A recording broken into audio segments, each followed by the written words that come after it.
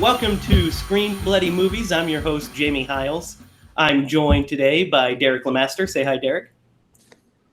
What's going on? It is an audio medium. And that laughter is from Lydia Judy. Say hi, Lydia. Hello. So we're going to start today's podcast like we are going to start most podcasts, which is with the horror news. But first, we're going to kind of welcome you guys to our podcast. It's called Screen Bloody Movies. Here we're going to discuss horror news. We're going to give our thoughts and takes on horror-related TV shows, movies, and video games. And we're going to each episode review a movie that we've probably seen before or for the first time. And we're going to deep dive into the movie, and then we're going to give our thoughts and grade the film as well. So first, guys, we're going to start with horror news. And I know you guys enjoy this because you have no idea what news I'm going to bring to you each time. So let's start with the news that Netflix has dropped the teaser for the horror trilogy of R.L. Stine's Fear Street. Ooh, I did see this. Did you? What are your thoughts, Derrick? I'm pretty excited. I'm excited. I remember, I have never been a big reader, but I remember watching Goosebumps as a kid, and even then it was kind of scary. So I'm excited what they're going to do with an adult audience. Yeah, Lydia? I'm excited. Yeah, I watched Goosebumps. I still watch Goosebumps. It puts me in the best spooky mood. I love Goosebumps. I love R.L. Stine. I used to read the books, and I didn't read. It was Fear Street a series that he had. Fear Street. Yes, it was a book series he had. That's what I thought. Yeah, I remember seeing them, but I never that started in the 90s, 1990. Or let's see. Well, no, that's when the series will begin. That's when the story will begin. But yeah, it's based off of a book series that he did as well. I'm not familiar with the book series either. I didn't watch or read Fear Street, but I did watch Goosebumps all the time, and I read the books. I mean, I'll never forget reading the Monster Blood, and There's Something in the Basement, and Night of the Dummy. I remember reading all three of those and being like, I'm a little kid, and I'm like, ooh, this is kind of spooky. Yeah. I was watching Freddy Krueger movies at the time, so it had a lot to compete with. But I still enjoyed it, and I'm excited to see what, like you said, Derrick, what an adult audience version of Goosebumps will look like. Yeah. Next on the horror news cycle, we have, of course, we talked about off-screen, but Spiral came out last week and is the #1 movie in America. It made, I think, like $8.8 million, which is a lot during the pandemic. So I am going to go see that tomorrow, actually. So I'll have like a quick little review of it tomorrow or next week on what I feel on it. But the next big news is A Quiet Place is about to be released, A Quiet Place 2. And apparently the reviews have come in and they have been very positive. Its release date is on May 28th. So what are you guys' thoughts on A Quiet Place? What do you guys think of the first one, and are you excited for this one? I liked the first one. It was one of those where I feel like almost wouldn't have liked it. I don't know. I have mixed feelings about it, I guess. I thought the suspense was great, and I was pretty scared, so I did guess its job. Plus. Yeah. Derrick? This might get me kicked out of this thing. I've never seen the first one. You've never seen A Quiet Place? I have. Nope, I have not seen it. Now, have you found A Quiet Place to watch it? Not yet. But Quincy actually had an opportunity to watch it, and she was like, yeah, the first 5 minutes of the movie, I was like, nope. Yeah, I really enjoyed the first one. I do know Yeah, I know what happens in the very first part of the movie, so I definitely it's on my to-do list. But Yeah, I liked it a lot. Thought it was very good, very suspenseful. Like you said, and the sound design is wonderful because it's told through the perspective of somebody who can't hear. So yeah, it's a great little flick. I'm excited to see that when it comes out. This is interesting news. Apparently, Kevin Bacon is still interested in returning to the Tremors franchise. Oh. He wants to do a new Tremors. What are you guys' is it a thoughts on that? reboot or Love it. He wants to it do a depends. sequel. If it's a reboot, a Yeah. sequel, then that I'm on board for that. Yeah, me too. So they got close in, I'm wanting to say 2015 or so. Let's see, the article here talks about it. It was in time for the 25th anniversary, so it was a few years back. So yeah, 2015. He approached Blumhouse to do a sequel, and they ended up filming a pilot for a sci-fi TV series that was going to air on the Sci-Fi Channel. And they shot the pilot. The pilot was never released, and it didn't get picked up to series.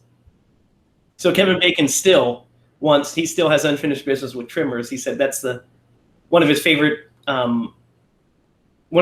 properties that he's been in. That's one of his favorite characters. He wants to revisit it. He said at the time he thought that it was going to ruin his career, but now he loves it. So I would be interested. The last several directed DVD Tremors have been pretty awful. So I would. It took a minuscule character from the original and was like, let's go in the direction and make him the main character. That was probably a mistake number one. I actually do enjoy them because they're fun. That kind of cheesy horror. But it'd be good to see the Jamie Kennedy ones. Once Jamie Kennedy gets introduced, it's no bueno. It starts to get a little rough. Then he get urinated on one of them. So that pretty much sums that up. Lydia is shocked by this Jamie Kennedy revelation. I didn't even know at all. I watched the first one. Was probably one of my. Peed on him. Yeah, the first one is one of my favorite. Like I used to watch it almost every weekend. Great creature feature. Yeah. Growing up, it's a classic to me. I love it so much. And I like the first sequel a lot too. The second one was pretty good too. Yeah. I really like the first sequel as well. I think it's fun, and I used to watch it more than I watched the first one because it just was on like HBO all the time or something. Mm-hmm. But those first two were Earl, right? Yeah, good old Earl. Earl came back for ass blasters. The ass blasters, man. The ass blasters. This is some news. Tomorrow on the last drive-in, Bruce Campbell is going to be with Joe Bob. So that's something I'm interested to tune in. That looks like they're playing Bill Lustig's Maniac Cop. Do you guys remember Maniac Cop? I do. I haven't seen it since I was like 7, but yeah. Yeah, which of course is that's what we watched when we were 7 is movies like fucking Maniac Cop. Dude, the cover art for the VHS tapes was wonderful. I missed that. Yeah, as cheesy as they were. They were beautiful pieces of art. So that's just a little bit of news. I saw that, and I'm excited to see Joe Bob and Bruce Campbell combine forces, if you will. This is exciting. I don't know if you guys saw the new image of Michael Myers for Halloween Kills. Have you guys seen this?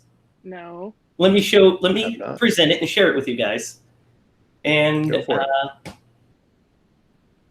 let you get your reaction of this shot. There it is. He's looking pretty stabby. Yeah, I love the design of the mask from the fire from the last movie. The burn marks on his mask and on him look pretty great, I feel like. I feel like he would have been a little bit more burnt than that, but probably, but you can only you can't mess with the mask. Right, exactly. So Just throwing that. I mean, he was in a basement Iconic, yeah. just filled with fire. But He looks great. Looks stacked. Looks big. Looks strong. That Nice was, knife. if I remember correctly, wasn't that like her doomsday bunker? It was her doomsday Yeah. bunker. Yes, that was turned into a trap for Michael She probably Myers. had a ton of water down there. Yeah, she probably had a ton of water down there, so that explains Well, it. He we'll jumped find into the out. barrel We'll of find water. out exactly how Michael Myers escaped on October 15th. We'll Wait. definitely all go and watch that movie for sure. definitely. I Yeah. was quite a fan of the Blumhouse remake. I thought it was pretty, or the Blumhouse sequel, as it were. This is We're interesting. gonna do our mandate again. Well, yeah, we'll be there. We'll be watching it opening night. You don't have to worry about that. I don't know if you guys knew about this, but there is a sequel to Don't Breathe that is actually already filmed and finished and rated and is due to be released. What's the release date? It doesn't give me the full release date here, but it's due to be released in this year, I do believe. Really? Yeah. I had not heard any of that. So Wait, I'm trying to remember how that one ended, but is it different characters or? So this is where it gets interesting. It seems like the plan is to turn the blind man from the first movie into the hero of this series. Oh. So it's following the blind man as he, let's see if we have a plot synopsis. Several years after the home invasion of the first movie, with the blind man living in quiet solace until his past sins catch up to him. The blind man has been hiding out for years in an isolated cabin and has taken in and raised a young girl orphaned from a house fire. Their quiet existence is shattered when a group of kidnappers show up and take the girl, forcing the blind man to leave his safe haven to save her. So they're doing a little switcheroo, turning him into the hero, which I would not have a problem with, except for the whole he did have a woman down there and was raping her with a turkey baster. Oh, see, I totally forgot that part of the movie. Yeah, I'm trying to. Are you redeemable after that? That's hard to come back from, I feel like. But I mean, I was on the blind man's. It off. I don't know. Yeah, I was on the blind man's side up until that point. I was like, "Fuck these guys! They broke into his house. They're the bad guys." And then he's like, "By the way, I have this woman down here, and I'm gonna impregnate her with this turkey baster." And I was like, "Never mind." Yeah. It's a step too far for me. A hard right turn. Yeah. It's a step too far for me. So I'm excited to see it. It's a different director, but Stephen Lang's return as a blind man, I thought he was awesome in the first movie. Yeah. I think he's good in pretty much everything he does. He's got like a presence about him. Mm-hmm. And then this, we have a couple horror adjacent news bits that I'll get into before I get into the big news I wanted to share with you guys. So we know that Lydia mentioned it to me earlier that they have cast. Tim Burton is doing a Addams Family spin-off show focused on Wednesday Addams. And is Nicole Ricci going to be in it? Christina Ricci, and no. That's what I meant to say. I did mean to say Christina. I know what you meant. No, I don't know. They have cast Jenna Ortega to play the lead as Wednesday in the new Netflix series. Do you guys know who she is? She was in the second Babysitter Netflix movie, I believe. Yes, the Babysitter sequel. Correct. Yeah. I think she looks. I can see. Hopefully she'll do good. Hopefully. Yeah. I think she will look good in makeup and costume and stuff. Yeah. Derrick, do you want to see what she looks like? Go for it. I think they really missed the mark on that one, but you just wanted Christina Ricci back, didn't you? There she is. There's a picture. Well, I just she really had a presence about her as that character, as young as she was. I mean, and she's a pretty decent actress. So There it is. There's the cover art for. Yeah, the I'm movie. sure she's gonna do just fine. But I feel like they, So the plot of put it it is up that much higher if they would have. the plot of it is Wednesday is a sleuthing supernatural. So it's a sleuthing supernaturally infused mystery charting Wednesday Adams' years as a student at Nevermore Academy. That's where she attempts to master her emerging psychic ability, thwart a monstrous killing spree that has terrorized the local town, and solve the supernatural mystery that embroiled her parents 25 years ago, all while navigating her new entangled relationship. What do you guys think of that plot synopsis?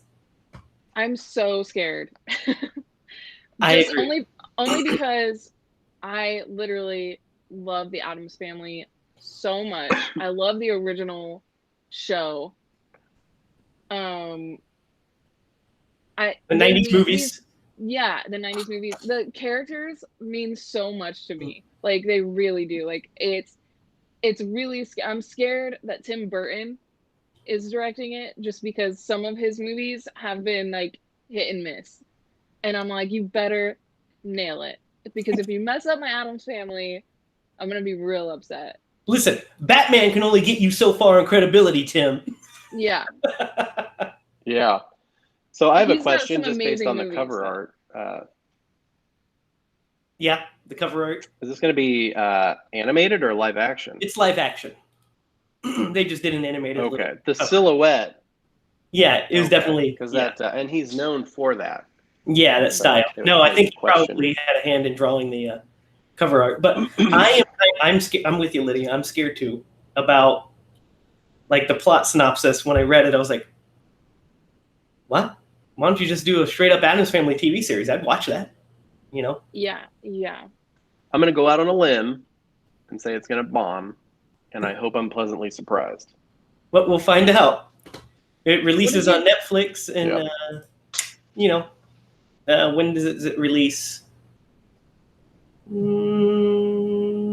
Does not give me a date. 2021, I do believe. The end of 2021, probably. So we'll find out. Did you guys watch the cartoon that came out?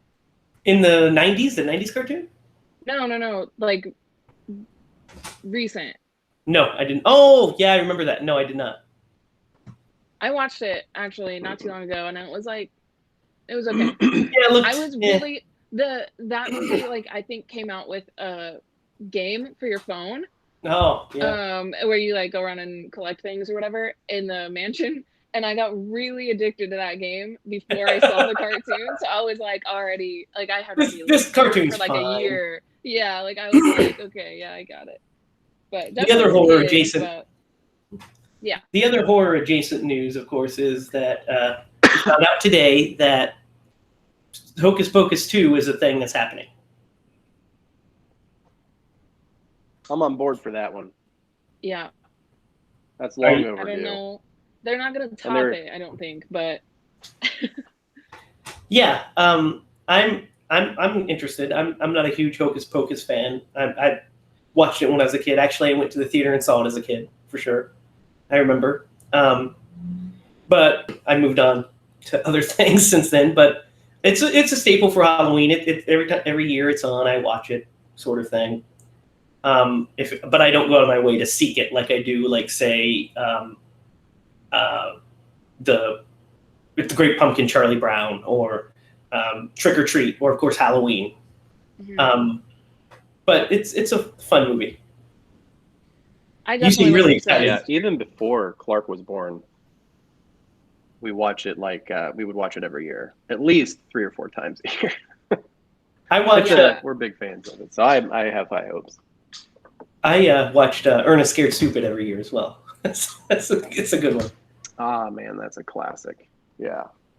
So, guys, the last bit of news I have for you, I found today, and it's the most perfect news to lead into our movie today. Once it loads. So, come on. You want dial-up? Yeah, I'm using Just kidding. old school dial-up. The link must be like all the other links have been working fine. But so I'll just tell you and see if it pops up. If it does, then great. But director Lindsay Beer is making her film debut with a new Pet Sematary movie.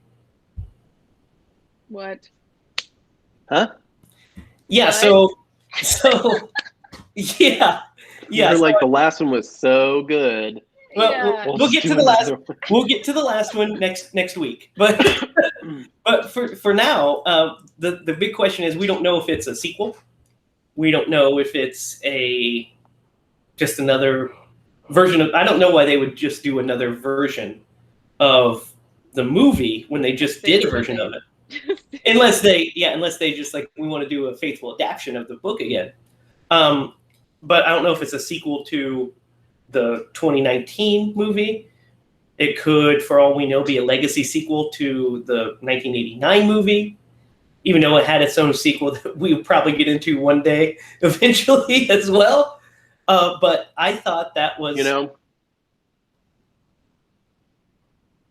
Go ahead. I'll after you're done. That was the longest pause possible. Sorry.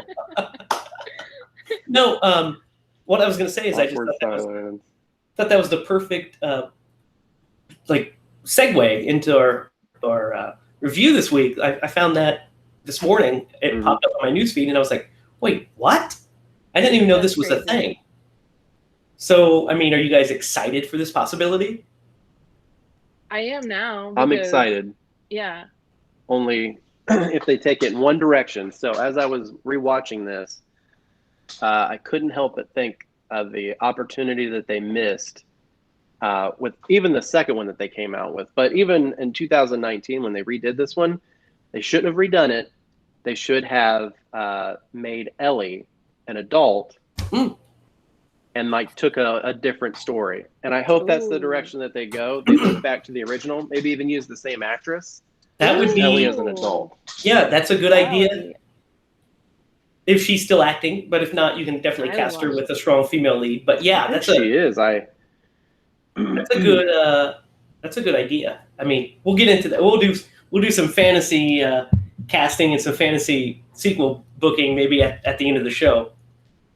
But right now, let's get into the reason we're here tonight, which is Mary Lambert's 1989 adaptation of Stephen King's Pet Sematary.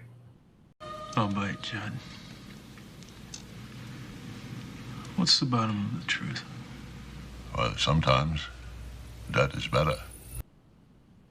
So let's give a little background on our experiences with Pet Sematary each before we get into the movie and start breaking it down.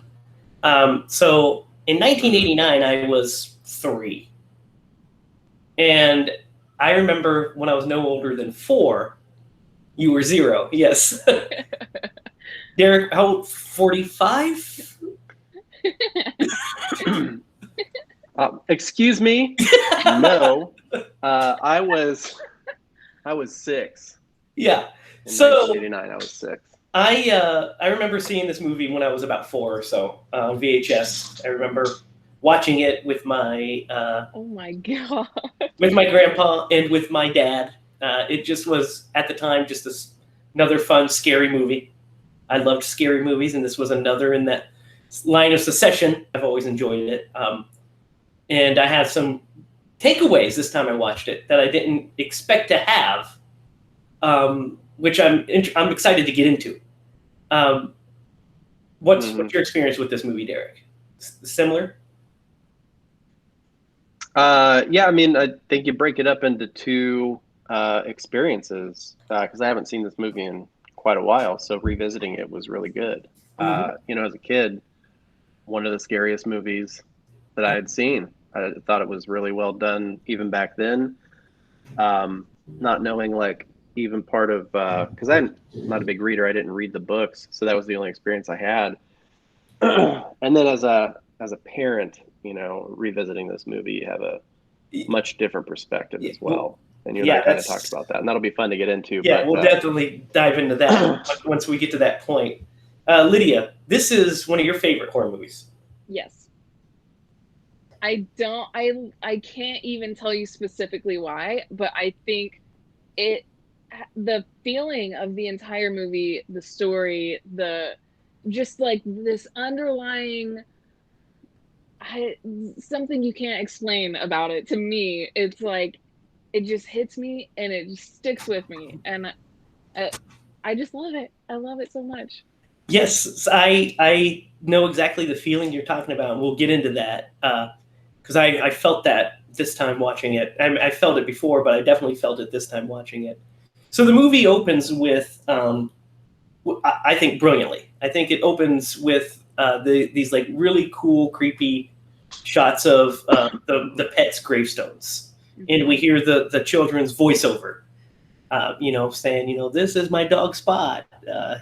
I love you, Spot. Blah blah, and this like really cool little introduction to it while playing one of the creepiest fucking themes I've ever heard. I forgot about that theme.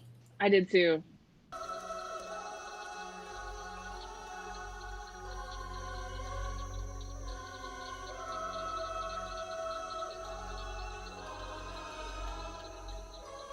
And it kicked in, and I was like, it's very, very similar to the Amityville Horror theme, that little na na na na na na na. And I was like, oh man. As I was watching it last night, I was like, man, forgot how creepy that was. Mm-hmm. So it sets the mood, I think, pretty well immediately to the kind of the kind of creep factor that you're going to be experiencing with this movie. And then we segue into meeting the Creeds. We meet, which is Dr. Lewis. Dr. Lewis Creed is the father. He has a daughter named Ellie, a son named Gage, and a wife named Rachel. And they just moved into Maine from Chicago. We find out a little bit of like backstory that Lewis doesn't get along with his in-laws in Chicago. And so this move was not only a professional move, but a personal move to get away from that drama. And we're kind of introduced to him there with this like kind of hallmarky little, oh, what do you think of the house, honey? Oh, it looks great, Doc. Kind of bits. And then we're introduced to one of the best characters in horror fiction when little Gage wanders a little too close to the road. And then we're introduced to Judd Crandall, played by Fred Gwynne. There you go, my friend. Not in that road. Gage! Judd Crandall. Oh. You guys have any thoughts on Judd before we move forward? Love him. Oh yeah, Herman Munster. He'll always be. I think Judd Crandall. I will say, one of the things that really caught me, only because I had seen the movie before, was you cut from the cemetery directly to the foreshadowing semi barreling at you. Yeah, it's a great transition. That was like right in your face irony. I feel like we'll talk about that a little bit later. I feel like the semi foreshadowing is good, but there's one point where it kind of just is a little too much. Like it's a little too on the nose. It's like we get it, which we'll get to here in a minute. But Judd Crandall is one of my favorite characters in fiction. I think he's one of the most interesting, complex characters. He's this jovial kind of, especially how he's played here. He's this jovial older man who has lived a full life, whose wife has moved on. His wife's passed on. And this young family moves in. He kind of befriends the kids, befriends the family, becomes like a father figure to Lewis. And this whole time he's harboring this kind of dark secret that he just can't, he has to share it. And him sharing the secret is what sets the whole story into motion, which is pretty great writing by Stephen King, who, by the way, wrote the script for this movie as well. One of the few adaptions that King wrote himself. That's why it's so faithful to the novel. So we get the first semi-scare, the second semi-scare, I guess, after the transition into meeting. They look down and they see the path. What does that path lead to? And we get this great ominous shot of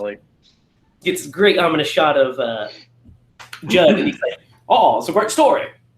Walk you down there sometime. Tell you the story too." That's a great main accent, which I love so much. And then we cut to we have like a breakfast scene or what have you, little domestic scene, and we cut to introducing our next character in the movie, which is Victor Pascal. So you had something to say about this, Derrick. So, I mean, the movie, we go from, we transition to, have a good first day to, boom, Pascal being dragged in by these folks with his brain hanging out, essentially. And he tries reviving, they do the whole thing. And then after he flatlines on the table, he wakes up and he talks to Lewis and has this speech about stony is a man's heart in this whole really cool dialogue, and then dies again. First of all, how do you guys think that introduction for that character went in this movie, and what do you think about it? So it's probably because it's not the novel adaptation, and the movie's not 3 hours long. But though I had the question I had coming away from that scene was, oh, well, how did he know? How did this random stranger just inherit this information? And how did he know, like, this foreshadowing, like, hey, here's a warning type thing, and knew the doctor's name? So that, I'm sure it's probably explained in the book, but there, it just seemed like a little piece, like they took out a key piece of dialogue that might have, made that more relevant, but it confused me a little bit. What do you think, Lydia? I think it was necessary to have that, and that character is a really cool character. I think it's cool that he he jumps up and says his name, and he's like, "How did you know my name?" It kind of gives you that supernatural, like there is something going on, that, I mean, just that guy's gone and now he's back and he has this knowledge, Right. I don't know what, you don't know what the explanation is, but it's just scary. It's effectively scary. Right. I agree. And I feel like in my interpretation, even when I was a kid, how I always interpreted it was he dies. And once he dies on that table that first time, once he dies, he's given this information by whatever the other being would be, a god, the giant turtle from It. I don't know. Just whatever your the other side is. You can't fathom it. Yeah, and he's given this information because he wants to help this guy because he tried to save him. So he's like, "Hey, don't do this. All I know is that this is bad news, so don't do it. Don't even start to." But he kind of like he's too early because it doesn't make sense to him yet. He's like, "What are you talking about? And how do you know my name? And why'd you spit blood in my face?" But very effective scene, a very cool introduction to this character, which you think at the time is just this is the scene just for this dramatic kind of thing, which leads us to the very next scene, which is one of my favorites in the whole movie, which is when Pascal visits him the next day, or that night. Mm-hmm. Mm-hmm. I remember when I was a kid watching Pet Sematary, when Pascal visits him and tells him about the Pet Sematary, used to just terrify me, just because the way it's shot, the fog. I remember for a while I would only wear pajama pants because Lewis is in shorts, and I was like, or he's in. I would not wear pajama pants because Lewis is in like his scrubs, and I was like, maybe if I wear my pajamas, he'll come and visit me, and I don't want that. So I'm gonna not wear my PJs to bed. The logic of children, right?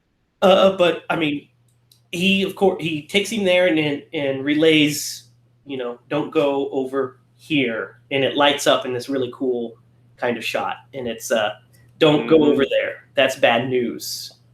Did that affect you guys this time watching it? I don't think I didn't feel as affected by that part this time. I don't know what it was. I was just like, all these warning signs, like literally handing this guy so many warnings. Everything is going wrong. Like, what are you doing here? Don't go there. Yeah. How many people have to tell you not to? How many times does the same dead guy have to tell you not to go over there? Yeah, Just don't do it. Just don't. Just get out of there completely. Right. And Yep. So that takes us to basically we have the I'm making sure I'm not getting my timelines wrong. I didn't write any of this part down, but we transition from that into like we visit the pet cemetery next, right? In the daylight with Judd, Ellie, Gage, Rachel, and Lewis. And here's where we get a little bit of just what the story is about. This is where they bury their dead. And this is where Ellie, which is what affected me most watching it this time, is Ellie's comprehension of death. Mm-hmm. The story is Ellie coming to terms with what death is as a 5-year-old child, which is pretty dark stuff. Really, it's pretty dark stuff. So, it's like, well, what's over there? We don't go over there. You have to bury him in the outer circle, blah, blah, blah. The whole thing. And then we get like a conversation with Ellie and Lewis where she comes and talks to him about what if Church dies? And he's like, Church is fine. Don't worry about it. And we also, during the pet cemetery scene, we find out that Rachel is very uncomfortable with death. Like she's just almost petrified of the idea of it. Traumatized, yeah. And we get like just an inkling. We don't know why yet. And so after the everybody leaves for Thanksgiving, and Lewis stays behind because of the aforementioned parents, the in-laws thing. Lewis has a dilemma when Church is found dead on Judd's property. And of course, he's like, and at this point, this is where the movie could have completely, this is where we wouldn't have had a movie, obviously, but this is where the big decision happens. If Judd just tells Lewis, yes, we'll go bury Church when Ellie's back. We'll tell her about it. We'll go bury her, blah, blah. Then there would be just a regular life, regular movie. But at this moment, Judd can't stop himself from saying, well, I know that your kid is going to be devastated and she's not ready to learn about death yet. So follow me. We're going to take it to the pet cemetery. Which is funny because he was the one at the pet cemetery, like, why, like, so confused why the mom was like, she doesn't need to know about that. And he's like looking at, Lewis like, what is her problem? Death is like a totally normal thing that you should teach your kids. Yeah, it's interesting because it's not like, so I guess what it is he is fine with teaching her about death, but he doesn't want her to experience death yet. He feels like she's still too young to experience death. Yeah. Which makes his character really sweet. Yes. He is sweet. He's a sweet guy. He just makes terrible mistakes. Yeah, just like one big terrible mistake. Which is monumental. Which is why I love that character so much. He's complex in that way. Mm-hmm. And so we get, the whole first of all, when they're going up to the pet cemetery, I've got to discuss this. They're going there and they're climbing up the trees. Lewis walks up and he looks and he sees the big branches and the big enclave that they have to climb. That the night before, or a couple nights before, Pascal showed it to him and it lit up and he said, Don't go over there. So he walks up and he sees it and he's like, you know what I'm going to do? I'm going to follow this old man up here. Now, I don't know about you, Yeah. but if I got visited, I mean, you could write it off as a dream, except the fact he wakes up and there is dirt on his feet Yeah. the next morning. So you know that this has probably happened. And then you go and you see it and you're like, huh, I think that guy told me not to go up there. Might as well try it. Let's trust him. I feel like Yeah. I was Where's thinking that Biff too. when you need him? Yeah. Go ahead, Lydia. I feel like Think McFly. Judd was like just up there. Like he like sprinted up that thing and like gave Lewis no choice. He was like, well, I have to go follow. Like, what if he falls? Or like he's an old man. Like I would probably be like, oh crap, I gotta get up this thing too. I might have followed as well, but then when he was like, you've got to bury your cat up here, I'd be like, nah, dog, it's good down there. Like, why are we doing this? Yeah. So, of course, he starts to dig, and we get a cool shot that I really always liked when he uses the pickaxe and strikes the soil, and it sparks because it's so hard. Because, of course, we know the ground is sour, as they say. So we get that, and then of course a few days later or what have you, and maybe even the next day, Lewis is in the garage and Church pops out at him and scares the bejesus out of him. And of course, I got to take a second here to talk about how cute all of the cats that played Church were. Definitely. I mean, that's a really pretty cat with its all gray and its fat fluffy face. Yeah. It's a good one. So so Church is alive, back from the dead, and he's mean. He scratches Lewis once on the face, just because he's messing with him. But that doesn't make a cat evil. Yeah. Cats do that shit anyway. Exactly. But you're just like grabbing a cat in your Yeah. face. It might Ripping take a it. swing at you. hey, what are you doing? So yeah, Church is back. He stinks. He's a little more violent than he used to be, though. He's not. It doesn't seem to be towards any of the family. Like he still cuddles with Ellie, and he still cuddles with Rachel. So it's interesting. But Judd comes in and they have like a conversation, and he talks to him about. He's like, I don't understand it. I saw. I'm not a vet, so maybe he wasn't dead. He's like, oh no, he was dead, and then he tells him the story about his dog Spot.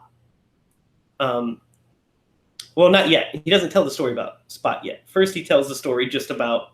He's like, yeah, so that's what happens. He comes back, and he's like, has anybody ever tried to bury a person up there? And he says one of my favorite quotes, which is, "Christ on his throne, no." And he like spills all the beer on the table After he was knocks just his like, beer. Yeah, just a great reaction. I love that dialogue of Christ on his throne. No, what a funny Stephen King line. Yeah. And so he's like, okay, well, I'll put that on my mind. And then we have Church, is there, and the family comes back. Ellie has said she had a dream that Church died, and that Judd and him buried him at the pet cemetery. Mm-hmm. Which is the start of her having psychic abilities. Now, I know you had a question about this, Derrick. Mm-hmm. You want to tell us what that question was? So what was your question about? She's too on the money with a lot of what she says. And it just makes you wonder why that is. And I think you have an answer. I do have an answer.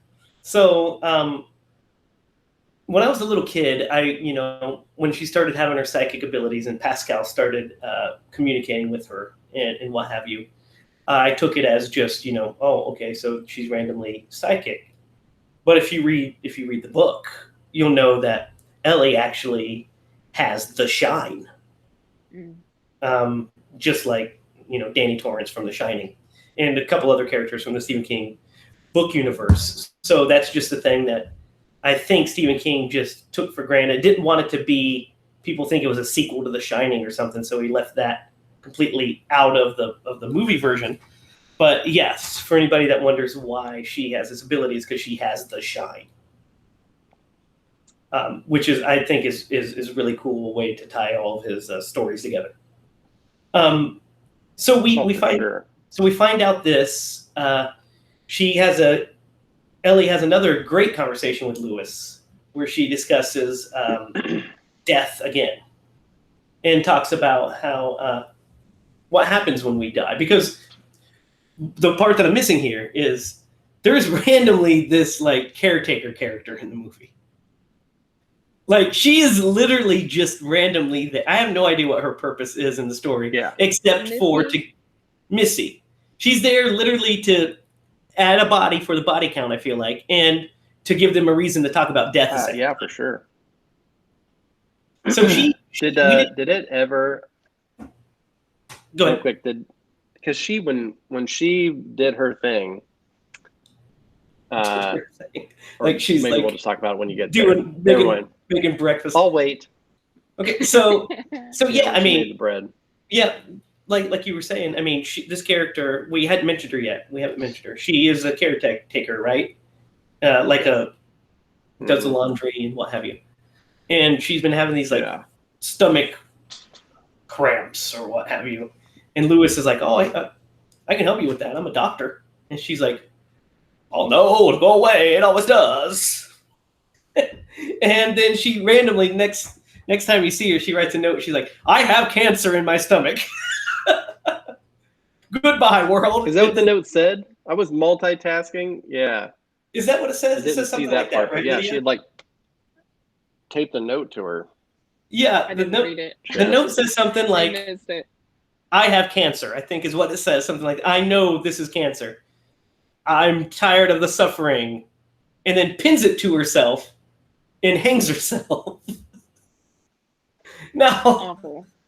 I remember watching this as a little kid, and I completely forgot about that. Yeah, this is after a doctor just, asked her if he could help her. So it's like, no, it's fine. I got a plan. Yeah, don't worry. I've got an idea of how I'm going to deal with it. So yeah, she hangs herself, and so they go to her funeral, and that's where Ellie has another conversation about death with Lewis following it. And Judd says a really important thing at the funeral, which is, "How's your cat, Lewis?" And he says, "Well, it's Ellie's cat." He said, "Not anymore, it's not, because you bury your own."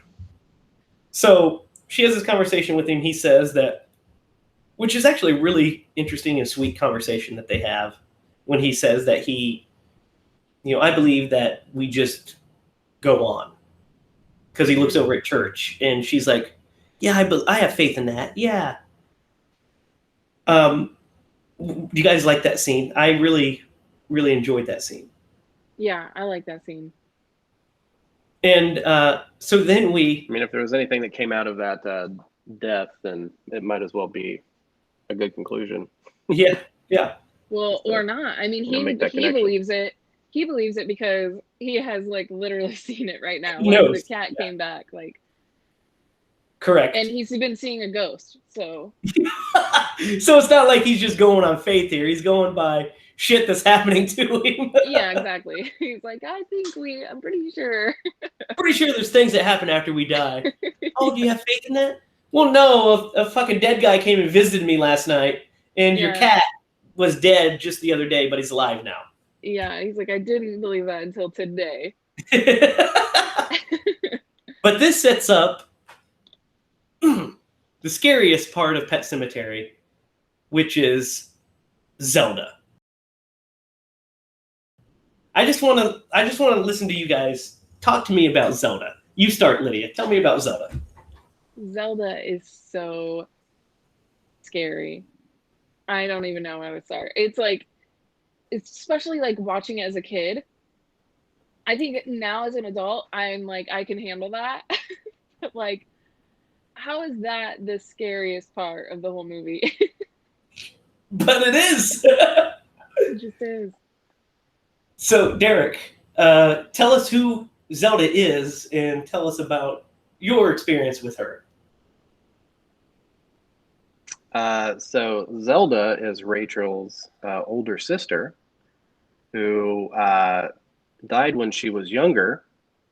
She had what it was, not scoliosis. Spinal meningitis. She had some disease. Yes, spinal meningitis. Spinal meningitis, yeah.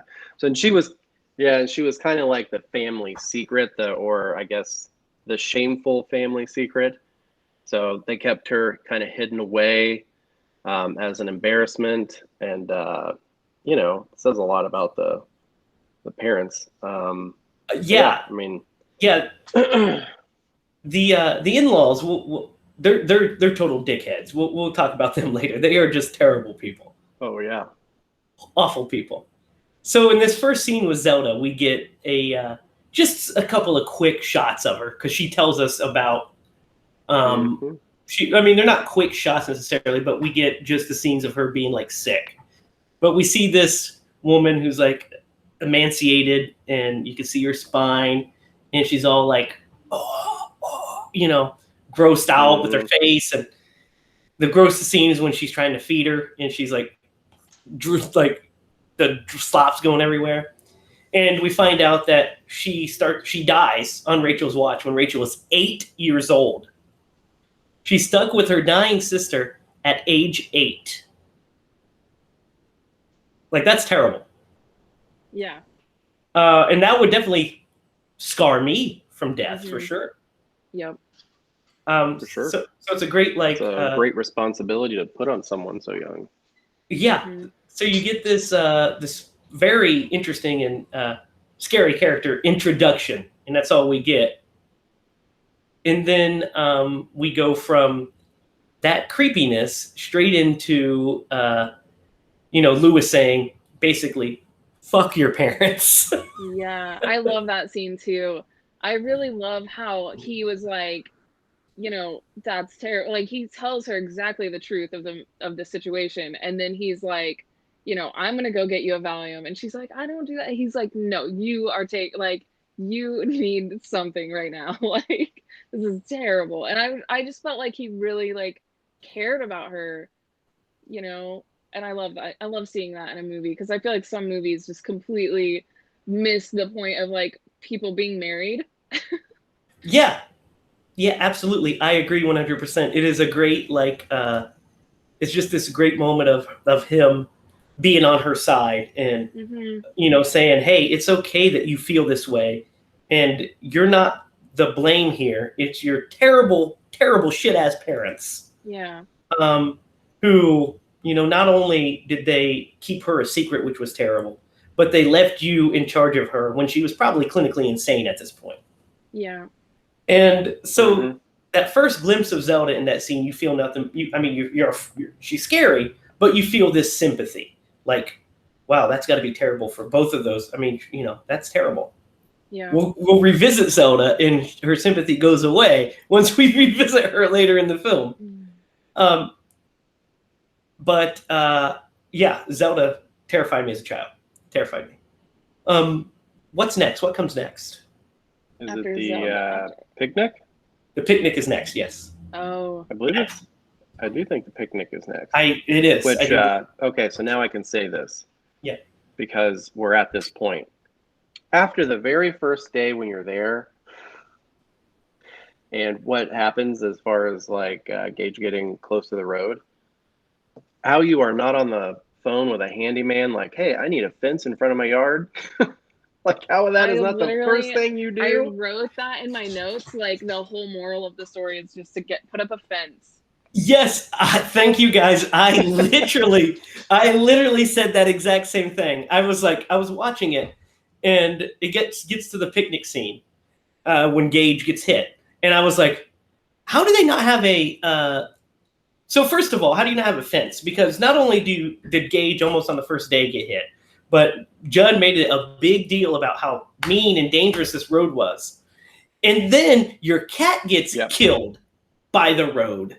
And you bring it back, and then you're like, still don't want to spring for a handyman to put in a fence. Or, I don't know. Right? Watch your kid, man. Watch your kid. Well, and kids do have a tendency to just kind of wander off, and you sometimes let your guard down. But yeah, Would you around I don't that know road? how you had like all these warnings? Heck no, I'd have made that fence myself. But he's a doctor. He has no excuse. He's got the money. So now we're at the point where the movie takes that turn, where Gage gets hit by a semi. When I was a kid, that always messed me up because it was one of the few movies I saw where a kid actually dies. When, if we go back to our horror roots, and especially the slasher movies that I grew up watching, it was always teenagers or adults that were in peril.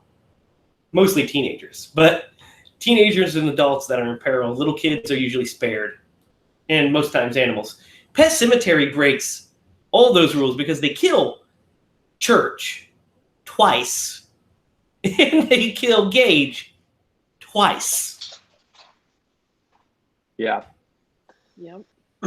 I had a different take on this now because my son is 3, right? So he's a little older than I think what Gage is in this movie. But, you're right. It's a very shocking scene because it does kind of break that tradition of who lives and who dies.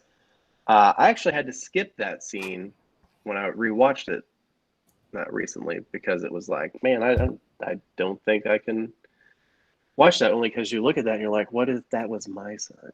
But anyway, so it hit me a little harder now being a parent. So I had to skip it. Yeah, I can see that. I used to skip it when I watched it when I was younger too. My first experience with the movie, my mom was watching it in the living room, and probably like on a Sunday, like folding laundry, just watching horror movies. And I walked in and sat down, and I'm just watching. They're just having a picnic and having a beautiful time. And he gets hit, and I bawled my eyes out. I just like cried so hard over that. And I lost a brother when I was young. He was stillborn, but that's my first experience with death was losing a little brother. And it really, I was like, I mean, and my mom was sitting there. I'm like, how are you watching this? Like, what is going on? And she had seen it, and she was okay. She knew what was going to happen, so she had braced herself. But she was just watching, having a great time watching me bawl my eyes out about it. But then I watched the rest of the movie and was like, this is the coolest movie I have ever seen. Yep. Oh, yeah. So that was my first time watching it. I don't know why after that experience, it's my favorite movie. But yeah, No, I don't remember. Like, I don't remember the very first time I watched this movie.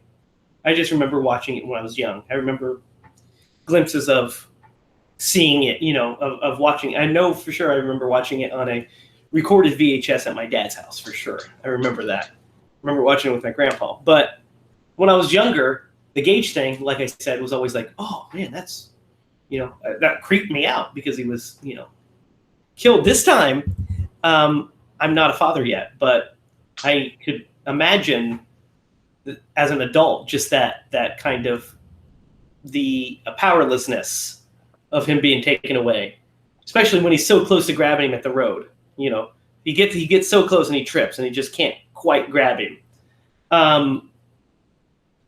Having said that, definitely shouldn't have just turned his back to him while he's flying a kite in the middle of a field where there's a death road.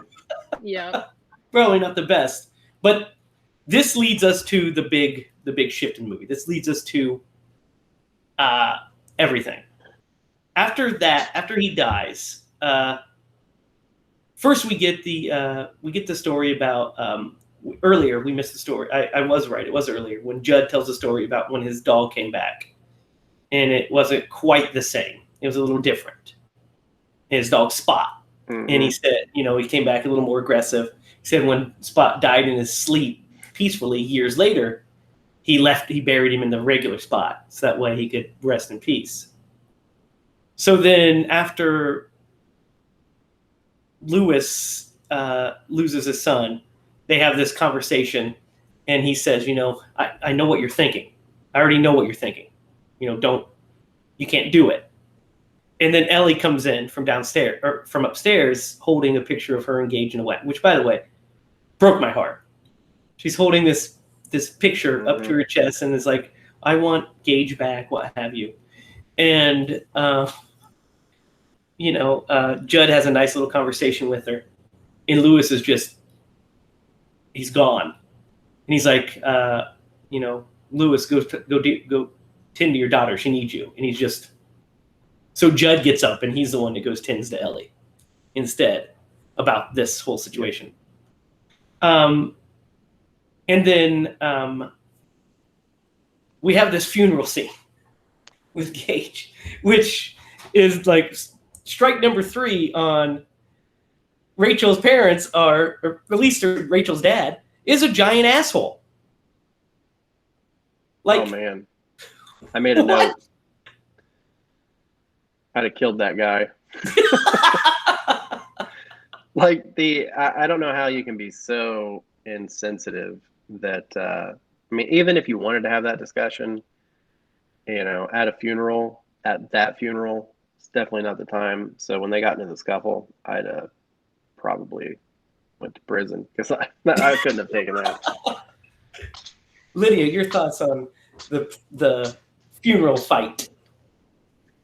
Yeah, I don't know. I was kind of, I just kind of felt bad. I wasn't really thinking of them as like terrible people as much as like people who had experienced such pain over this thing that has happened. And like, you sometimes can't control yourself at all when you're just in shock and in that much pain and trauma.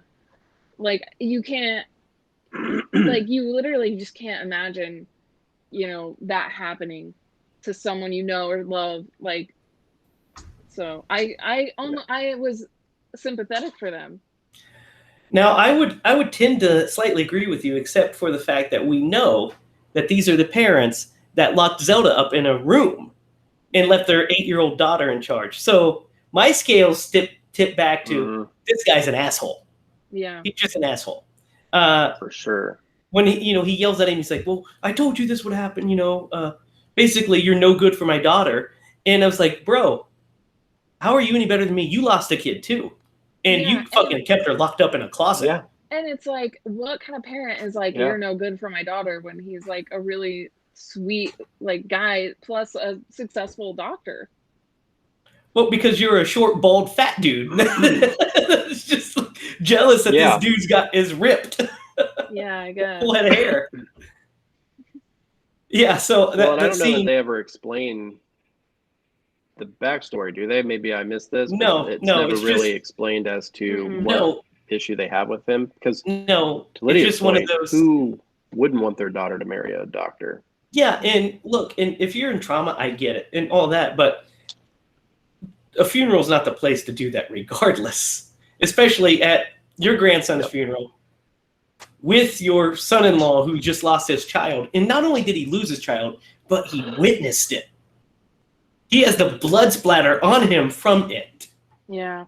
Like, I mean, yeah, that's rough stuff. So then Ellie and Rachel go to Chicago. So Lewis can take care of some stuff back home before he goes, which we all know means bringing Gage back from the dead.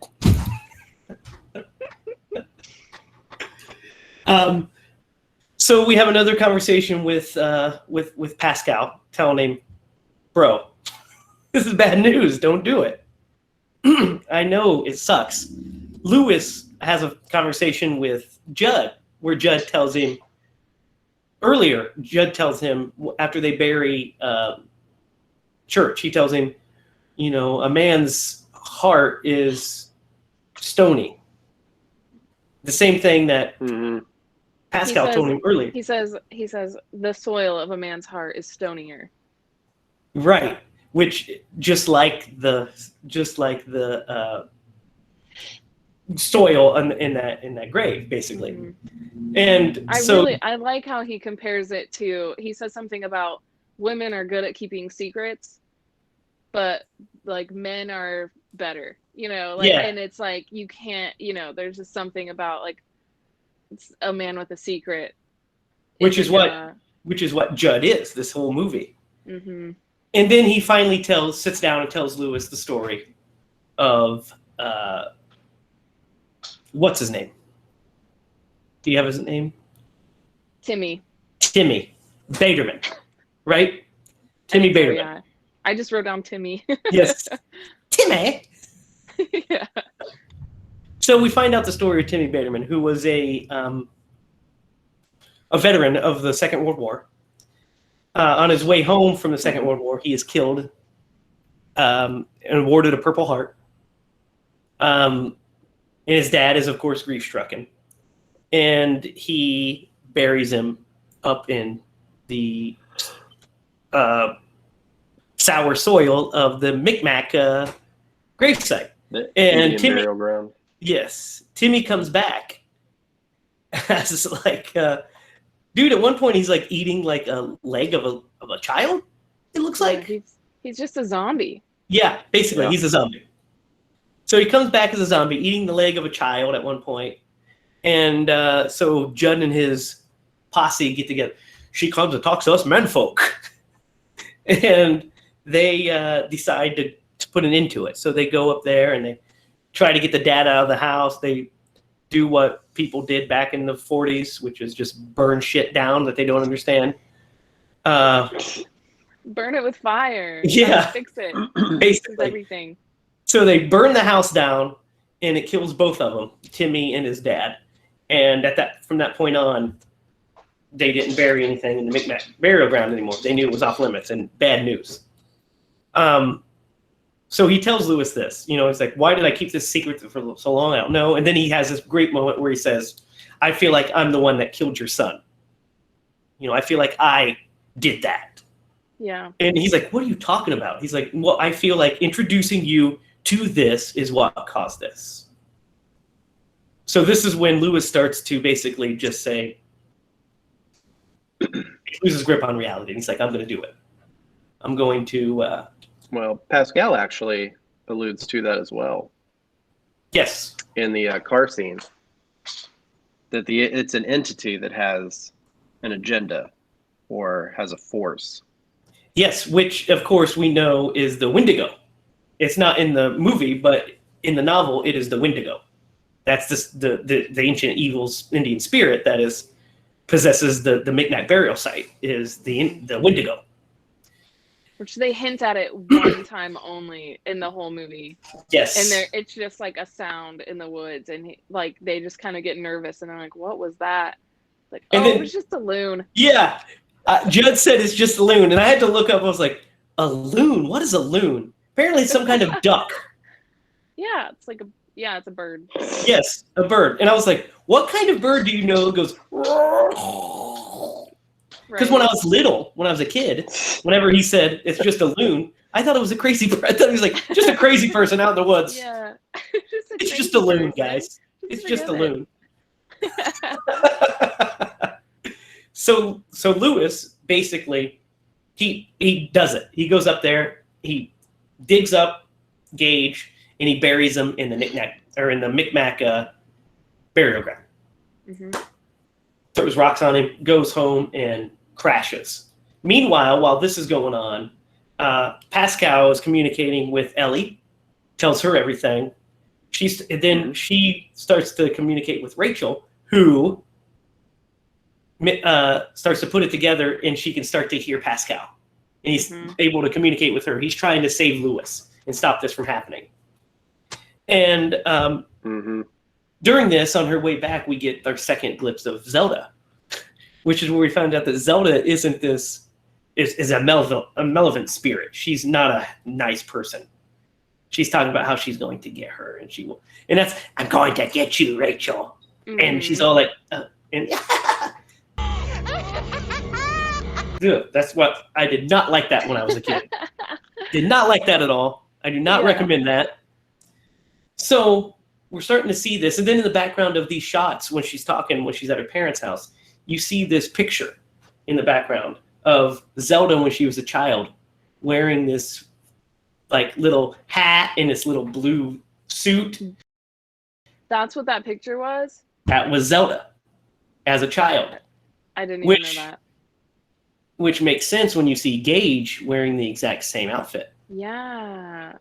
Man, that picture was creepy. Fucking really creepy. Even as a kid, I was like, I think that's even creepier than... but it's not creepier than Zelda. Let's not get carried away, but... It is Zelda, apparently. It is Zelda. That's why it still had the creep factor to me. Yeah. Well, and that's when he sees his mom, is when he's wearing that outfit. Yes. And we'll get to that. I'm just putting this together. Yeah, we'll get to that here in a minute. So, she has this trek home, and Pascal's like helping her throughout the whole thing. He's holding the plane for her. Her car breaks down, and he's like, "They're trying to stop you. Don't let them stop you." And this is where you find out that Pascal's awesome, and you're like, "Yeah, Pascal's number one." You could take a couple frames out of this movie of Pascal, and then you could almost see where he's kind of aiding the entity. I mean, obviously he's trying to stop it because we have that insight, but you could manipulate this a little bit, and he kind of pushes that along. Well, he's trying to. And what happens? Yeah, so he's trying to get. I thought too. He's trying to get her there to stop, so she can stop Lewis, because he feels like that's the only person that can stop Lewis. Judd feels the opposite. Judd feels like if she comes, it's going to get worse. Mm-hmm. So he tries to keep her from going when she makes a phone call to Judd saying, "I'm on my way. We can't find Lewis." So Judd goes out on his porch with his 6-pack of beer, like always, and he's watching the house waiting for Lewis to return. Well, since Judd's like 85, he falls asleep and misses Lewis coming home.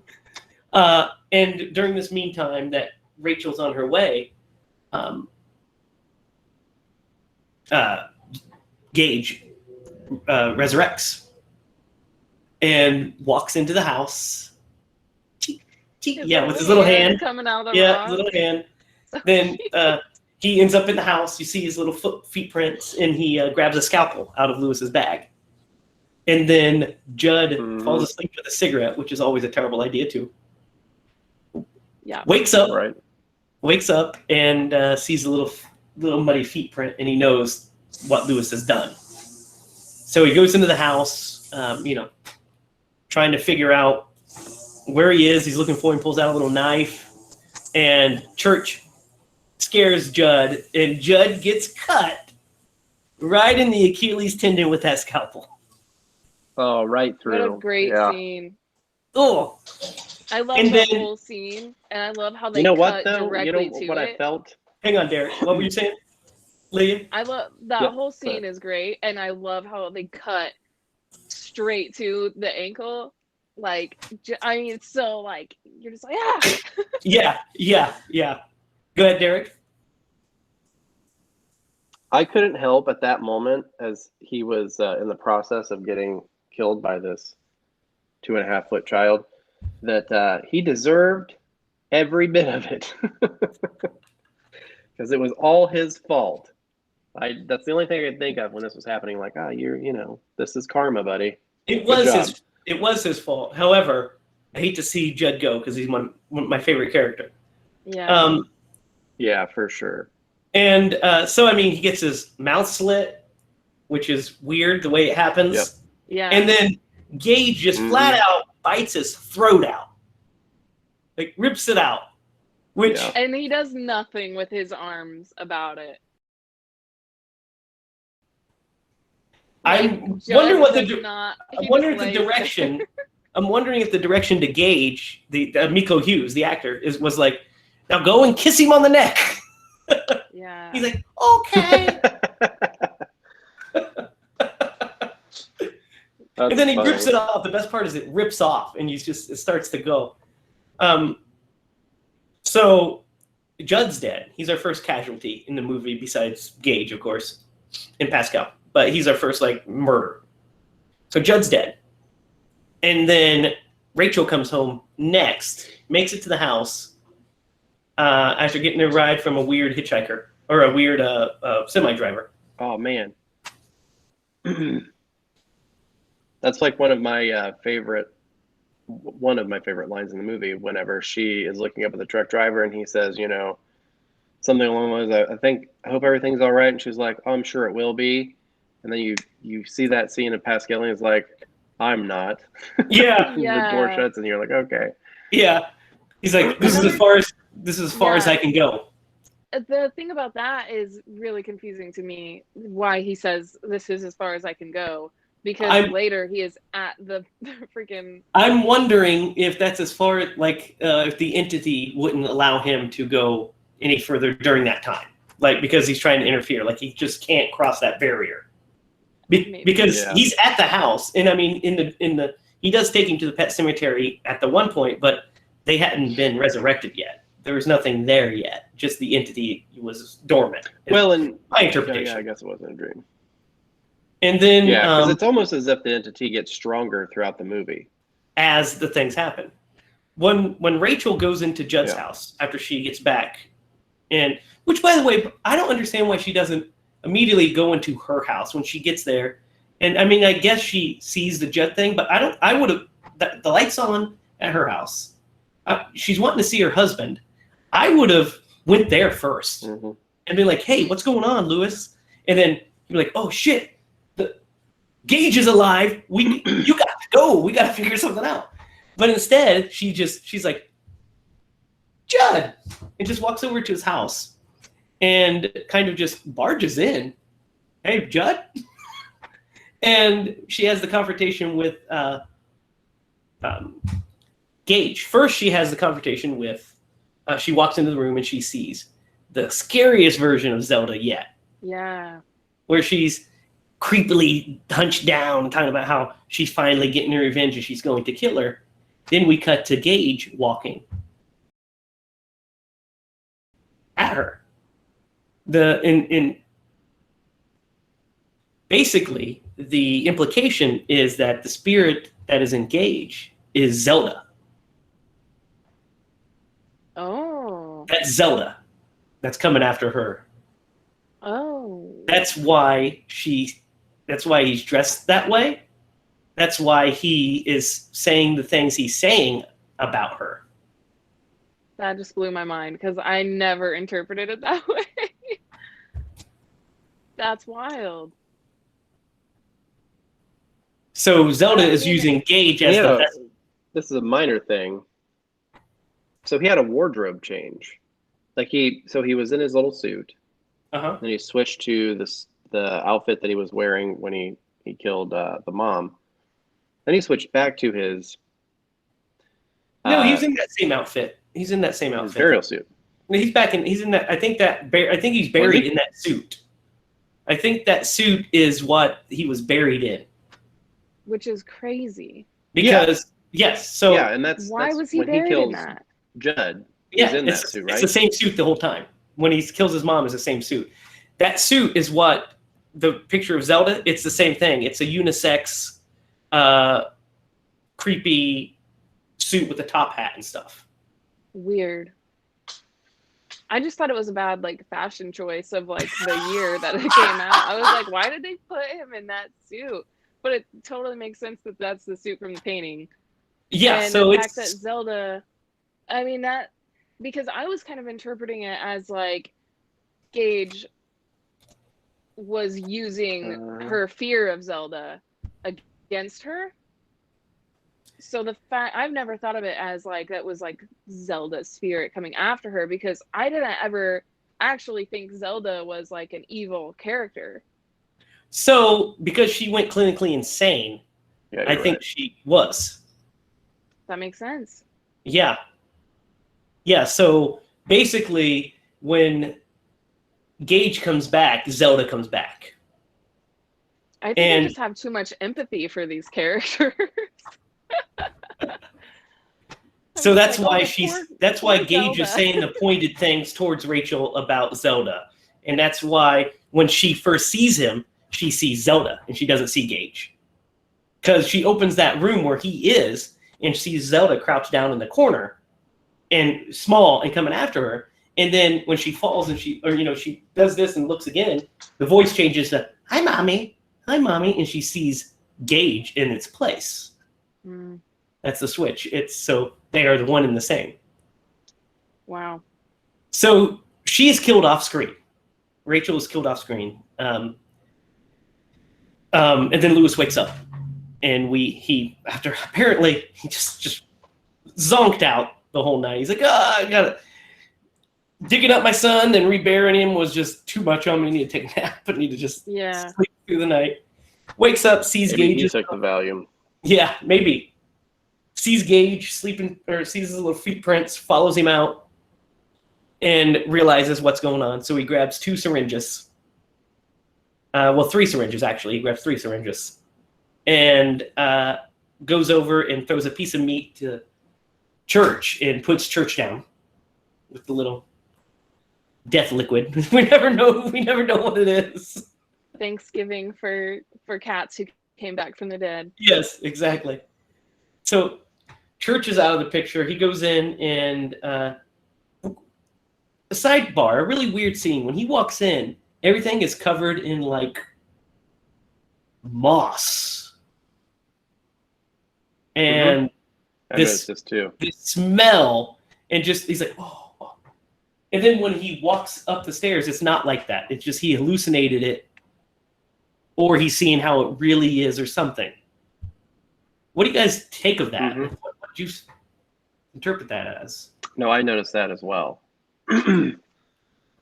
I would think it's more of it seemed more of like an illusion. That's how I took it when I saw that. But That's I did awesome. notice there was a complete change in in the way everything was set up. And Yeah, like for a second there, it's like he walked into Jordy Barrel's house. And he's going to stop talking about the meteors. So he goes upstairs and he gets scared by Rachel, which, by the way, how was Rachel in the attic and hanging? Zelda well, you get did super it. strength when you come back as a zombie child. Apparently, that's one of those things that it bugged me a little bit, because I was like, I just don't logistically understand. Did he pull it down and then like drag her up up the attic and then tie the noose and then get it ready and then waited for Lewis and then just pushed her down? But he finds Rachel hanging. Finds Rachel hanging, and then he sees creepy Gage up in the lid of the attic, and which if you watch it now in HD, which I did, you can see is like a weird mask, a weird mask of Miko Hughes essentially going. Yeah. And then he does this weird flying thing when he jumps at you. He takes a dive for sure. Yeah, straight Superman's at his face. Yeah. And then they have like a little practical scuffle. effects of the 90s. They have this scuffle, which Gage is for some reason like just whooping his ass. He's straight up beating him down for a few minutes. Yeah. He drops his first syringe, grabs a second syringe, drops it, and then throws Gage down the stairs. And then, calls him to him and jabs him in the neck. And we get this. No fair. Yep. No fair. No fair. No fair. Great last line. No fair. It is a great line. No fair. Yeah. He's just so hurt. Like, you cheated. Yeah. I'll tell you what, I would, after my wife died and my little son is coming at me to kill me, I'd probably just let him do it. As opposed to having to kill him myself, and at then that just point, be you're just left. like, I made some mistakes in life. I'm just going to accept this. You can't. You have a daughter at home. Yeah. I mean, That's what I then he was goes and thinking. makes the... Yeah. Yeah, The obviously. worst mistake. But he has a daughter at Oh. home. I mean, that's, he's still gotta survive. He's got to be there for his daughter. And the funny thing about when he after he kills Gage, after he injects him, Gage goes and falls down and is laying in the corner, and then he gives him this evil look. He does. He's so mad. And then dies. When I rewatched it, when Gage falls, it looks like poor little Miko Hughes actually just like conk. It's his little head. Yeah. I mean, I'm sure it was padded and everything was fine, but it just the way it looked, I was like, oh, poor It guy. looked like he genuinely just tripped. Yeah, just. And they were like, oh, perfect. So then Lewis goes and tortures the entire house, including his son's body. Which, I mean, I don't know how he's going to explain how his son's body got there when they go through the remain. I don't know how he's going to explain any of this. Right. Takes Rachel out, instead of just leaving her in there as well, carries Rachel out, and then says, I think I waited too long with Gage. If I do it right away, it's going to work. And Pascal, of course, lost his mind. telling him no. Yeah, exactly. He's lost his mind. Except, did he, or is he just stupid at this point? Like, he just doesn't understand. I feel like I would lose. I feel like, you would have lost your mind, and like nothing is actually affecting him the way it should in reality. So he, of course, buries. Well, Rachel. and Good, Derrick. well, so this actually was probably of all the things, like the most unrealistic part of the entire. It sounds weird, but how do you set a house on fire on a road that is that busy? And when his wife does come back, the police have not arrived yet. And that house is like completely to the foundation, and there's no police cars. No, I was like, where'd everybody go? You do make a good point. I mean, they do make ahead. a point of that road being, it chews up pets and it chews up people. And then they're like, except for if your house is on fire, then you're screwed. We can't get the fire brigade here for nothing. So he buries Rachel. We don't see the burial. We get this scene of him playing solitaire. And the door opens. She walks through and she has this like gnarly eye wound. Like, what is that? Half her face is gone. Yeah, and it's like spewing stuff. Yeah. And then he they make out, which is really gross. That was the scene that really I was like that seemed out of place in the movie for me. Exactly. Because I was like, ugh, like the whole movie I was fine, and then at that part I was like, oh, that's gross. Like I literally said that out loud. So I have a little bit of I have a problem with the end of it. We'll get into critiques here in a second, but yeah, you're right. It does that. They're kissing. She pulls the knife, and then it like does this weird like under crate slow motion for some reason, and then it cuts to a random rock song, and says a Mary Lambert film. Mm-hmm. And I was like, that's a tonal 180. Like, what a weird way to end that movie. Like, what a weird choice of that song instead of like a somber song or, something. Yeah. It's like they go into I wanna get buried in a pet cemetery. Yeah. And you're like, weird. Yeah. Oh. It's like I get it. You want to have your title song play the credits, but it just doesn't fit. Doesn't fit. Yeah. And that song has been stuck in my head ever since I watched it. And that is Pet Sematary.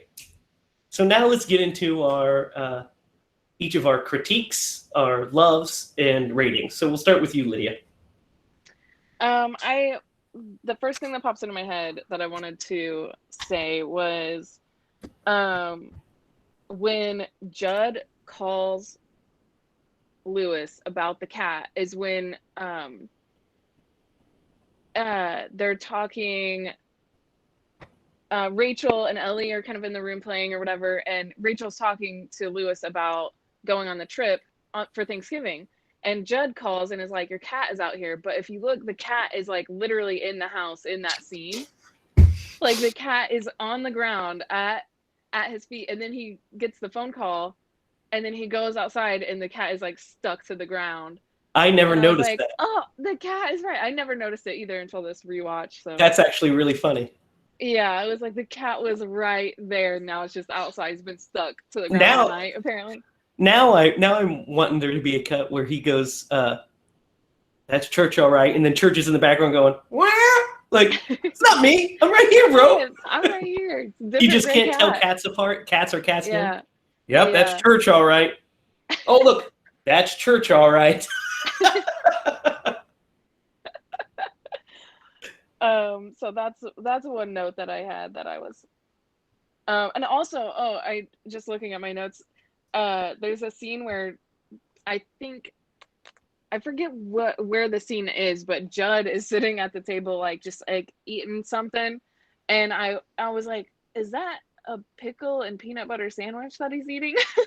Because it looks like a peanut butter sandwich is sitting there, and he's like got pickles lined up, and he's eating pickles with a peanut butter sandwich or something. That is an old man thing to do, so it probably was. Which I never saw that before either until this watch, and I was like, wait a minute. I'm like looking really close. That's I don't know. hilarious. Maybe it wasn't peanut butter, but it looked like peanut butter. There's definitely pickles in there. There's a pickle sandwich. Yeah, definitely I mean, it was like the little pickles, you know. I don't know. I genuinely don't know what he was eating, but it looked weird. Derrick, what are your? Oh, go ahead, Lydia. No. I'm just looking at my notes. Just some little, not necessarily rating yet, but any critiques you have, or strange things or critiques. Take your time. Are you talking to me or Derrick? Derrick. I don't know who we're talking to now. Derrick. Yeah. Me? Yeah. Okay. So I'll start with my pros. I thought the cinematography in this movie was great. There were some scenes in this movie I was just like that. Those were like perfect choices. The opening, like the cemetery was wonderful. Even the Indian burial ground. I thought it was a really well shot movie. Let's see. The biggest critique I have of this movie is actually the main actor, Louis Creed. I thought everybody else was really well cast, but not him. There was just something about the way he delivered some of his lines. I just thought that he was a weak point of this movie. I feel like if you had an actor that maybe could have interpreted the role a little bit differently, could have made it that much better. Yeah, I mean, that's my biggest, I agree with that. That's one of my biggest critiques of the movie too, is that there's some scenes where he's good. I think that he's very good and sweet when he needs to be, but there's other scenes where he's just wooden. Like he's like a manic, and he's like, that's Church, all right. Mm-hmm. And you're like, what is, what? And I don't know if it's direction or what, but he's definitely wooden in spots. And I thought that the last watch before this one that I watched it, because when I was a kid, I didn't really pay much attention to it. But the last several watches of this, I felt the same way. I was like, I don't think he's a bad actor per se, but I don't think he's strong enough to carry the movie either. He's kind of, he's just wooden. Wooden is the best word for it. He doesn't know how to emote enough in certain scenes. Certain scenes he is good. Like there's a. Go ahead. I was going to say there was a scene at the beginning of the movie after they moved into the house where they're eating breakfast. And this is when Ellie mentions, you promised me that, the cat's not going to die. And, his wife makes him promise. And then the way he delivers that line to her, if he dies, you have to explain it to her. It's just so flat. I'm like, man, that was it stuck out to me, obviously. Well, that's how he delivers a lot of the lines, is very flat. There's just this kind of, unless he's yelling or emoting, his delivery was always flat, in my opinion. So if he's yelling, when Gage gets hit, no, or that sort of stuff, it's like he's decent. But when he like just has to deliver regular dialogue, it's like sounds like he's reading it off of a napkin. It's just like that kind of flat delivery. If I he don't mind dies, it. I think, you will go with it. yeah, I think sometimes it adds to that weird feel of the whole movie. But I think other times, like there's when he's about to, or he has just dug up Gage, or is about to dig up Gage, and he's just sitting there talking to himself, and I was like, what is this scene? Like, what is this dialogue? It's so weird. It's the way it's performed. It's performed very badly, very weird. Like he's just like, I will do this. This is what's going to happen. It's that kind of that flat delivery, and it's like, that's my biggest. I think that's my biggest con of the whole movie is that because I think everybody else is well cast and well acted. I do have a small problem with whatever Rachel's outfit is. Like when she goes at the whole last act, like what the crap is that? With the heels looks like she's a and flight the attendant. shoulders. Yeah. In the weird like colored thing fastened like this. It's like she looks like she's 55 years old. And she's supposed to be like a hot to trot little I thought it a flight attendant, yeah. Yeah. It's like very awkward. I was like, all right, whatever. And then also another one is Lewis's cool red hat that he wears.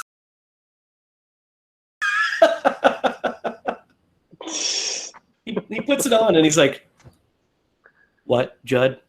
You found church outside? I'll be right over. It's like, why did you, like, are you going fish? I don't understand. Are you just sitting around the house and you're like, let me put on my house sitting clothes? Perfect. Wardrobe was probably one of the weirdest parts of the movie. Judd's wardrobe was perfect. I mean, he looked like he should, overalls and flannel shirts and what have you. He is just, I mean, he's just beautiful to me. Just like, I just love looking at him. I don't know what it is. Like, I wish he was in more roles like that. As do I. I agree. We'll get into a bit of trivia about that here in a second. Before we, any other pros and cons? The pros, I think the movie itself is very well paced. I really dig the cinematography, like you said. The writing is really strong. The dialogues are really strong. The performances, for the most part, are really strong. It's well directed and well edited. And it has its deeper emotions than I remembered it having. Another nitpicky con of mine is what we talked about, is that ending. Just like it doesn't fit the tone of the rest of the movie. And I'm a gore hound. I'm all about give me the gore, give me the effects. But that just seemed completely out of place. So look, that's a good segue into, before we give our ratings, that's a good segue into trivia about the movie. Some trivia bits I know and looked up at some point. But that wasn't the original ending of the movie. That's a reshoot, which is probably why it doesn't seem like it fits.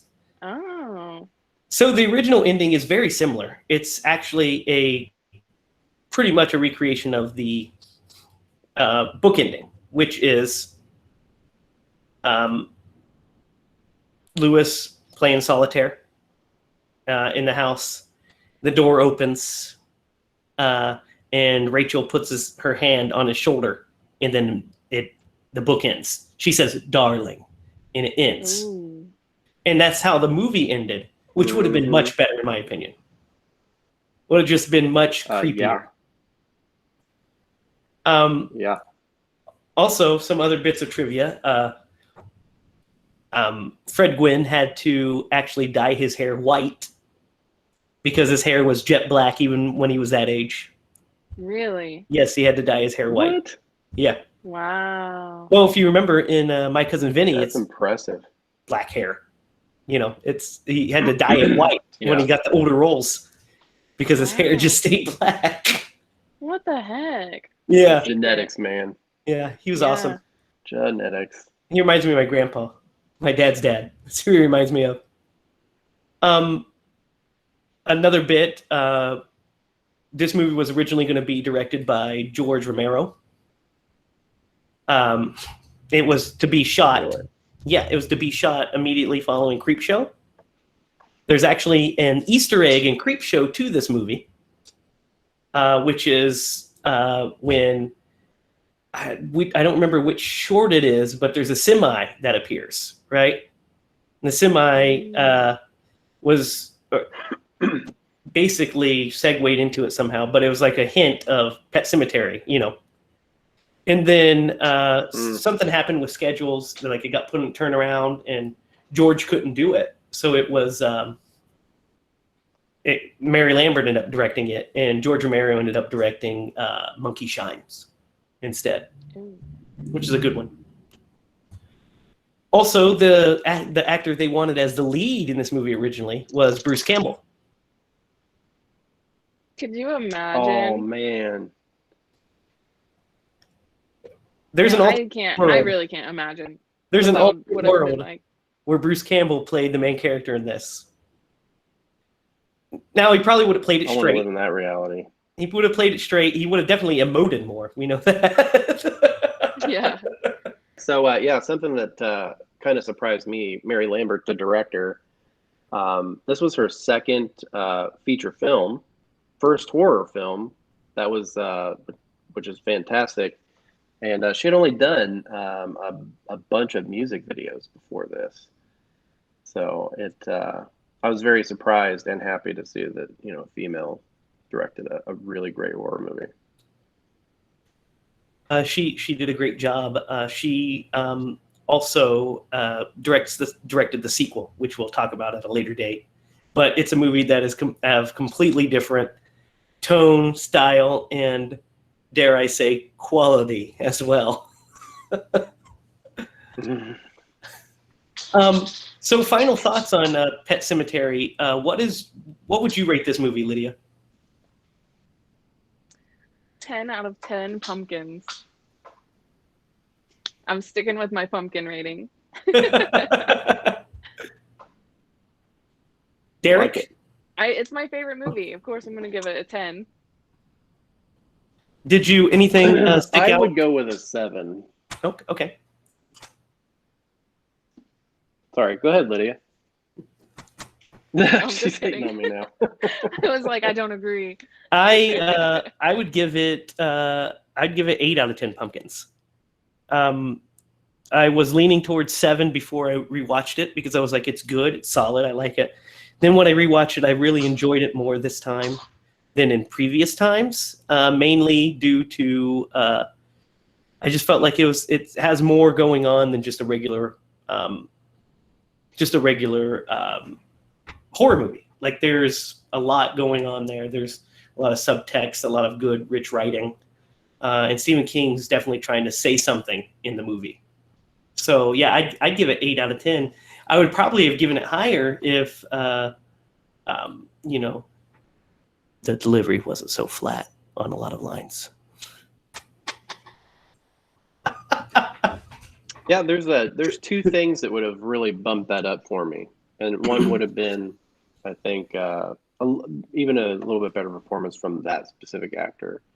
But I feel like it was just missing like 1 or 2 scenes to add some context to some key points to like really round out the story. I think would have made a difference as well. What I really use their full 2 hours. What I really enjoy about this movie is the fact that it is a horror movie that is not about the scares or the gore or the big set pieces. It is a horror movie that is about the feeling of dread and the tension, and it actually holds that pretty well, which is different than most movies that we're going to talk about. Because I mean, I love the gore and the jump scares and the fun and the action and the set pieces. But this is a quieter horror movie, even though it's made in the bombastic slasher 80s. This was a quieter movie during that time, and I think it holds up well because of that. So yeah, 8 out of 10 pumpkins for me. Any final thoughts on Pet Sematary? Nope. Recommend it. Yep. Recommend for me. Recommend for you. Lydia obviously recommends it.